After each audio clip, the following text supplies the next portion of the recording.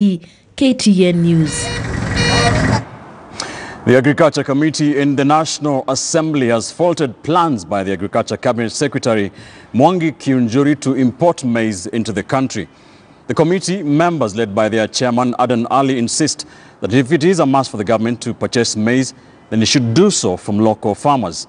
Sentiments echoed by Uasin Gishu Governor Jackson Mandago and Ainakoi MP William Chepkut. Listen.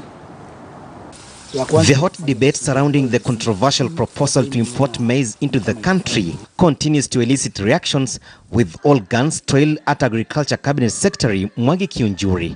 The National Assembly Agriculture Committee, under the stewardship of Adan Ali, has come out calling on the CS to halt the plans as unscrupulous business people stand to benefit at the expense of genuine farmers. So we just want to call upon the CS Ministry of Agriculture to drop the push to have importation of maize into the country, because the worst times are over.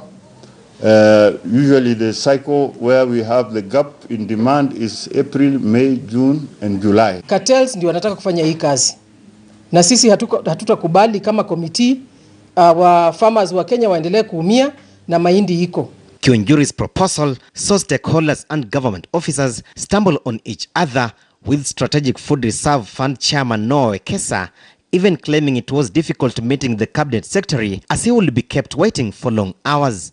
A section of leaders from the North Rift, led by Uasin Gishu County Governor Jackson Mandago, have also registered their displeasure with the plans and called for the president's intervention. Kuna baadhi ya wakulima kaunti hii walisingiziwa kuwa hawa ni mabroka, hawa ni makatel, ili hali ni watu tunajua ni wakulima wa mahindi. Hawa watu wamehangaika, hawajalipwa pesa zao, AFC na wadai, benki na wadai, karibu watakufa na pressure, ili hali hawana hatia.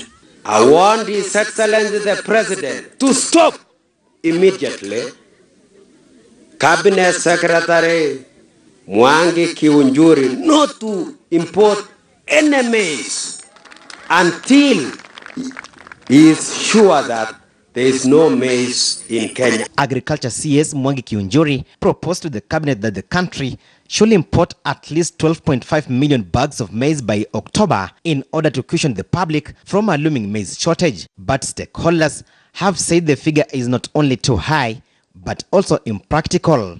Alan Ochanda, KTN News. On the corridors of justice tonight, Judge Justice Jesse Lesit has adjourned the Willie Kimani murder case after lawyer Cliff Ombeta, representing 3 of the accused, failed to show up in court again. The matter will now be heard from October 7th after the court was informed that Ombeta was still ailing. One of the suspects, police informer Peter Ngugi, also told the court that he needs a new state lawyer, saying he did not have faith in the current one. He also made a request to have a male lawyer.